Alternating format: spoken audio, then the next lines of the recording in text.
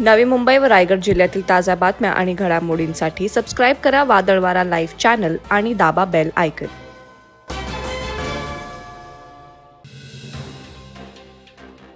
पेण तालुक्यातील दीव गावात दिनांक 21 एप्रिल रोजी रात्री 11:20 गावातील एका घराला भीषण आग लागली।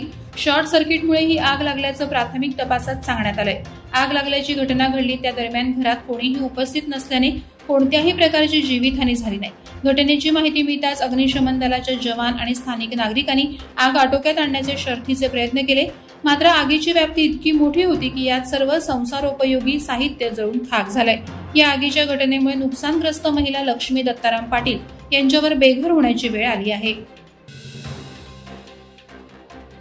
रायगडचे शिवसेना उद्धव बाळासाहेब ठाकरे पक्षाचे संपर्क प्रमुख संजय कदम यांच्या वाहनाला दिनांक 21 एप्रिल रोजी रात्री उशिरा कुर्ल्यातील एका रस्त्यावर अपघात झाला। पाठीमागून येत असलेल्या आयशर ट्रकनं ही धडक दिल्यानं हा अपघात झाला। मात्र सुदैवाने या अपघातात संजय कदम यांच्यासह अन्य 3 जण सुखरूप असून बचावले आहेत, तर ट्रक चालकाला कुर्ला पोलिसांनी ताब्यात घेण्यात आल्याची माहिती वरिष्ठांकडून सांगण्यात आली। रोहा तालुक्यात धाटाव औद्योगिक वसाहतीतील सामूहिक जलशुद्धीकरण प्रक्रिया केंद्र म्हणजेच सीईटीपीला भीषण आग लागल्याची घटना रविवारी 21 एप्रिल रोजी सकाळी 11 वाजण्याच्या सुमारास घडली। पाईपला आग लागल्याची प्राथमिक माहिती असून कोणतीही जीवितहानी झाली नाही। आग एवढी मोठी होती की धुराचे लोट सर्वत्र पसरले होते। अग्निशामक दलाच्या जवानांनी काही वेळात आगीवर नियंत्रण मिळवलं। धाटाव औद्योगिक विकास महामंडळ यांच्या ताब्यात हे सीईटीपी केंद्र आहे। आग लागल्यामुळे धाटाव एमआयडीसीतील सर्व कंपन्यांचे उत्पादन ठप्प झाले होते। पेण तालुक्यातील वढाव गावात बहिरी देवीची यात्रा उत्साहात साजरी केली जाते। या यात्रेसाठी महाराष्ट्राच्या कानाकोपऱ्यातून भाविकांनी मोठ्या संख्येनं हजेरी लावली होती। या यात्रेचे वैशिष्ट्य म्हणजे देवकाठ्यांची स्पर्धा आणि छबिना सोबत शेकडो भक्तगण आपल्या अंगावर काटेरी पेरकुट मारून बहिरी देवाचा उदो उदो करतात। यंदा तरुण मंडळींसह ज्येष्ठ मंडळी देखील पेरकुटे मारण्यात मग्न होती। बहिरी देवाच्या लेपाचा महिमा पाहण्यासाठी दूरवरच्या ग्रामस्थांनी हजेरी लावली होती। चैत्र पौर्णिमेच्या 1 दिवस आधी वढाव गावातील ही बहिरी देवीची यात्रा भरते। पेणमध्ये राष्ट्रवीर संघातर्फे शिवकालीन युद्धकला आणि स्वसंरक्षण प्रशिक्षण शिबिर आयोजित करण्यात आले।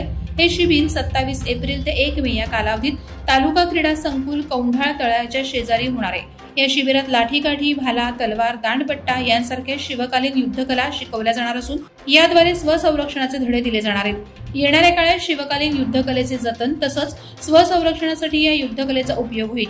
या शिबिरासाठी वयोमर्यादा 5 वर्ष असून त्यापुढील कोणीही सहभाग घेऊ शकतात। यासाठी संपर्क 99 75 40 65 00 असून शिबिराचे प्रवेश शुल्क 1000 रुपये आकारले जाणार आहे।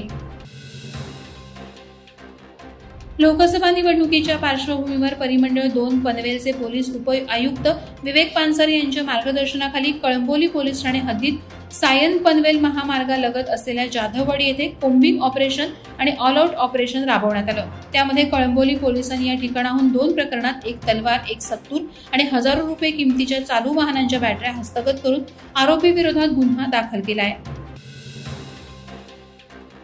जलजीवन मिशनच्या माध्यमातून शासनानं गाव पाणीदार करत महिलांच्या डोक्यावरील हंटा उतरवला असा कांगावा करण्यास सुरुवात केली, मात्र प्रत्यक्षात चित्र यापेक्षा वेगळं असल्याचं कर्जत तालुक्यात समोर आलंय। तालुक्यातील डोंगर दुर्गम भाग असलेल्या खांडस परिसरात पाणी टंचाईची झळ बसायला सुरुवात झाली आहे। या भागातील विहिरी कोरड्या पडल्या असल्याने भीषण पाणी टंचाई निर्माण झाली। ही बाब सुधाकर घारे फाउंडेशन या सामाजिक संस्थेला समजताच सुधाकर घारे फाउंडेशनच्या माध्यमातून खांडपे ग्रामपंचायतीचे माजी सरपंच मधुकर घारे यांच्या हस्ते नारळ फोडून मोफत टँकरने पाणी पुरवठा सुरू करण्यात आलाय।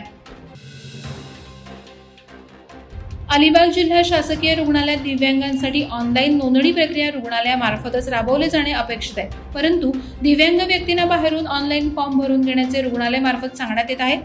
त्यासाठी दिव्यांगांना 200 रुपये खर्च करून नाहक भुर्दंड सोसावा लागत आहे।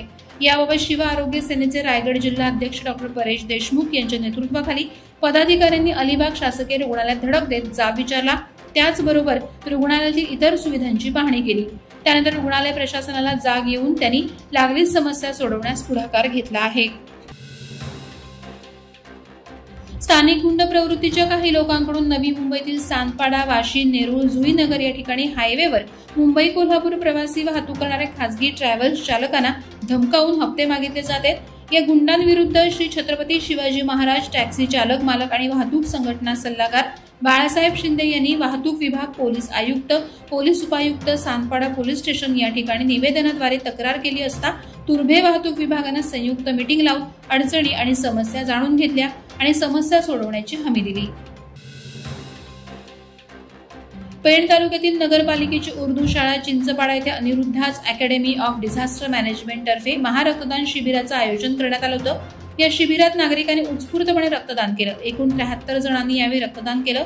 श्री अनिरुद्ध आदेश पथक, अनिरुद्ध समर्पण पथक, दिलासा medical trust and rehabilitation centre यांच्या मार्फत रक्त संकलन करण्यात आलं। पाताळगंगा नदी किनाऱ्यावरील श्री गजानन महाराज मंदिराजवळील नदीपात्रात 2.5 एकरहून अधिक भागात जलपर्णीचे जाळे पसरले, त्यामुळे पाताळगंगा नदीत मासेमारी करून जीवन जगणाऱ्या आदिवासी आणि भुई बांधवात नाराजी दिसत आहे। गेल्या काही दिवसांपासून नदीतील पाण्यावर जलपर्णीचे रान माजल्याने ते जणू काही खेळाचे मैदान असल्याचं वाटू लागले। जलपर्णी वनस्पतीचा पाण्याच्या प्रवाहावर परिणाम होत असून यामध्ये लहान जीव मृत होऊन अडकून बसतात। यामुळे मासेमारी करणं धोक्याचं झालं असून कुटुंबाचा उदरनिर्वाहाचा प्रश्न कठीण होऊन बसला असल्याचे आदिवासी बांधवांनी सांगितले। वादळवारा लाईव्हसाठी न्यूज ब्युरो, रायगड। नवी मुंबई व रायगड जिल्ह्यातील ताज्या बातम्या आणि घडामोडींसाठी सबस्क्राईब करा वादळवारा लाईव्ह चॅनल आणि दाबा बेल आयकॉन।